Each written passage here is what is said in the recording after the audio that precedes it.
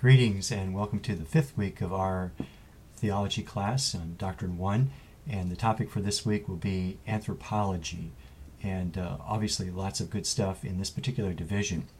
But before I talk about that, let me just talk about your assignment for this week, critical thinking assignment, that this week I'm asking you to write something like a doctrinal statement on anthropology. And you might think, well, I probably won't be ordained, and why do I need to do that? What benefit would there be in doing that? Well, a summation of what you believe on a particular doctrine is going to be just invaluable for you, whether you are pursuing ordination or whether you are applying for a ministry position where your doctrine is going to be questioned and investigated. So you'll obviously benefit from this. And I think just having it concisely written out will also enable you to be more accurate in your teaching, and you'll have at your ready reference just key passages of Scripture. You'll know the subject matter, and who knows, you might even be part of a doctrinal ordination at some point along the way, and you can use that as a way to guide yourself through that conversation and participate in it in a more meaningful way. So, basically what I'm looking for is maybe something that's about one page, single-spaced. I want to see basically what divisions you would include in this, what you deem important. And the best way to discern that would be to take your textbooks and see how the doctrine of man is outlined, and then comment on those various headings or those divisions that you find within the doctrine of man. Now, be careful, because sometimes with doctrine of man, doctrine of sin, hamartiology is also overlapped or enveloped into that. So just keep this to doctrine of man. Don't spill into or take on anything for hamartiology. So you're going to be dealing with things like image of God, creation, constitution of man, etc. Now, with that in mind, as I was just looking through, previewing what we have for reading in Bird's Evangelical Theology, some really good presentation of this topic by him in his textbook. But what I would say with regard to my own positions on creation, constitution of man, image of God, just so you know where I'm at or how I would be thinking or processing some of this. First of all, with regard to creation, I'd be very conservative with regard to the position taken on creation. I would affirm that it's a 6-day literal creation, and that what you have is a historical Adam, have a historical Eve. These are literal, these are historic persons, and the way I look at it is, if Adam is not a literal person, then we have a significant problem with the doctrine of sin.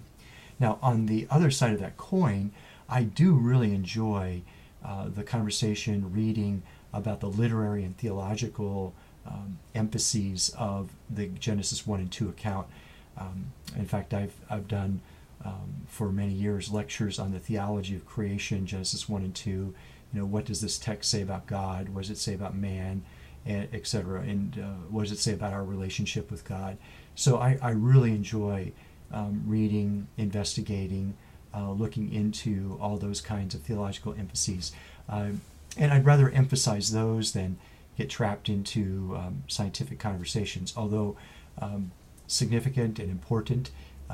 Just my appetite tends to be on that side. But I try to indulge in those kind of studies or that kind of interest without compromising the bottom line conclusion that this is a literal 6-day creation account, and it should be read in that way.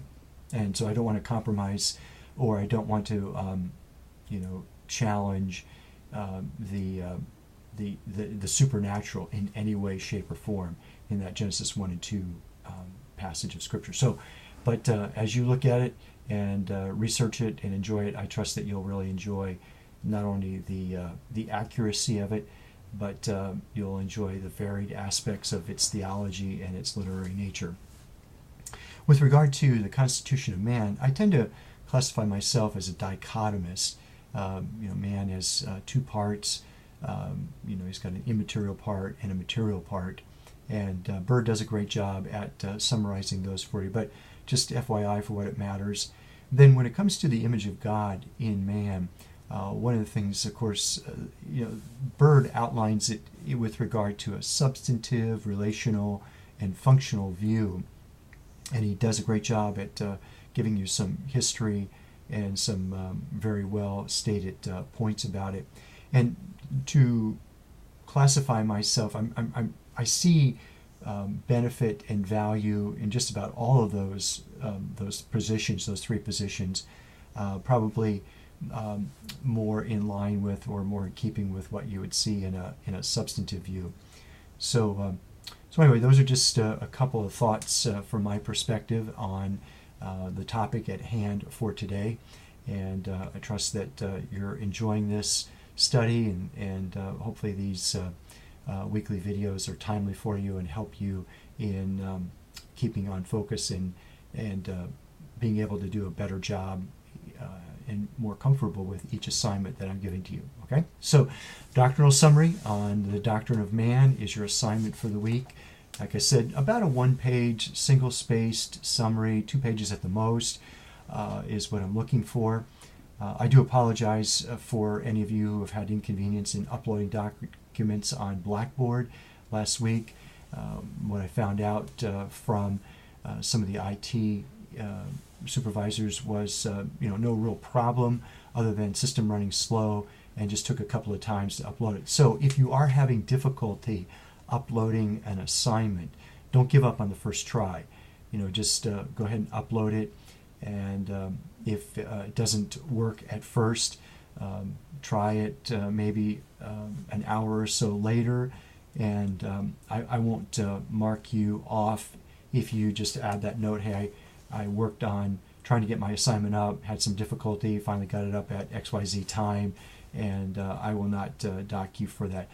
Where I will take off some significant points from your assignment is when you are extremely late and you haven't communicated with me with regard to what's going on or what circumstances you're dealing with at the moment. So I want to try to be as gracious as I can with each of those assignments and hopefully help you grab the material as best you can. So blessings on you. Enjoy your study in this division of Theology 1, Anthropology. I look forward to reading your work in your doctoral statement summary.